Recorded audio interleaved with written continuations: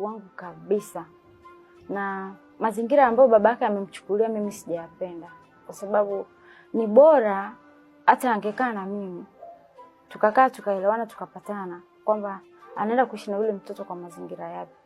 Mimi nimefanya kupata taarifa kwa majirani tu kwamba amekuja amemchukua. Sijapendezwa na hichi kitendo.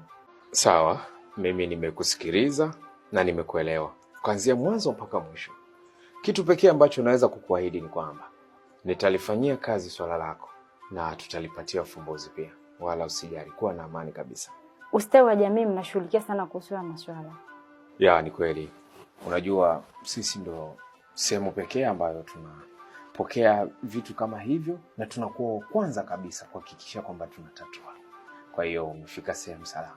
Dunia imeharibika sasa hivi. Sio sawa na tulipotoka sisi. Ya, ni kweli. Haijalishi baba wala mama, wote wanafanya usaliti kwa watoto wao. Wanafanya ukatili kwa watoto wao. Kwa hiyo sio swala la kuchukulia mzaa.